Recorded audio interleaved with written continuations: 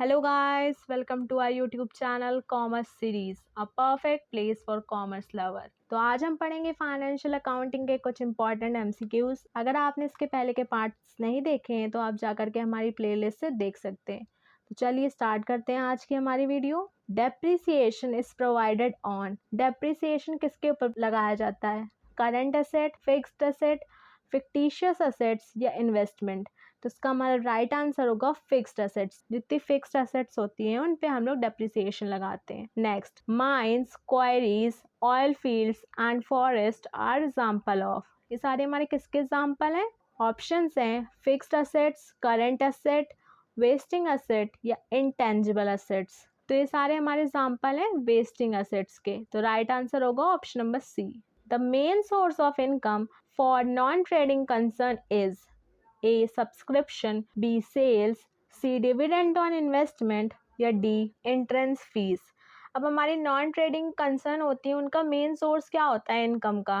तो right answer है हमारा ऑप्शन नंबर ए, सब्सक्रिप्शन। उनके पास जितनी भी इनकम आती है तो वो किसके थ्रू आती है? सब्सक्रिप्शन के थ्रू आती है।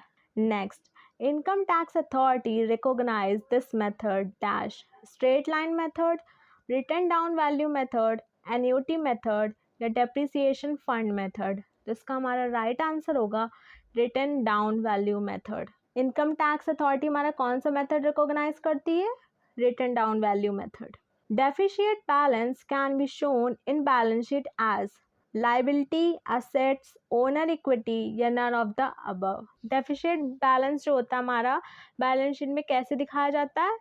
As an asset. Deficient balance हमेशा हमारा एसेट में दिखाया जाता है। तो राइट आंसर होगा हमारा option number B, asset. Depreciation fund is also called reserve fund, compensation fund, workers fund या सिंकिंग फंड। तो इसका हमारा राइट आंसर होगा सिंकिंग फंड। डेप्रिसिएशन फंड को हम लोग क्या कह सकते हैं? सिंकिंग फंड भी कह सकते हैं। Next, deficit balance can be shown in balance sheet as liability, assets, owners equity या none of the above.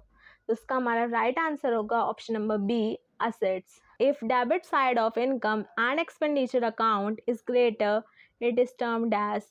Options हैं excess of income over expenditure, net income, surplus balance या डेफिशिएट बैलेंस। तो इसका हमारा राइट आंसर होगा option D, deficit balance. अगर हमारी debit side की जो इनकम है वो एक्सपेंडिचर से ज़्यादा है तो वो कौन सा अकाउंट होगा? वो हमारा डेफिशिएट बैलेंस होगा। Under annuity method the amount of depreciation is found out from log tables, sinking fund tables, annuity tables या प्रेजेंट वैल्यू टेबल्स। तो एन्युटी मेथड में डेप्रिसिएशन का अमाउंट कहाँ से निकाला जाता है? एन्युटी टेबल से। तो राइट आंसर होगा हमारा ऑप्शन नंबर सी।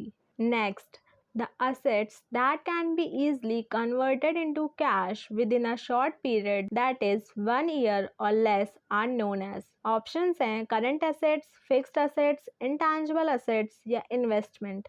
तो राइट आंसर है हमारा option number A, current asset. अगर कोई भी हमारी एसेट होती है वो शॉर्ट पीरियड के लिए होती है, शॉर्ट पीरियड कितना हमारा? 1 साल या उससे भी कम, तो वो हमारी कौन सी एसेट होती है? वो हमारी करंट एसेट होती है। तो ये थे हमारे फाइनेंशियल अकाउंटिंग के MCQs। अगर आपने इसके पहले के पार्ट नहीं देखे हैं तो आप जाकर के इसके पहले के वीडियोस देख सकते हैं हमारी प्लेलिस्ट से। Thank you guys, thanks for watching.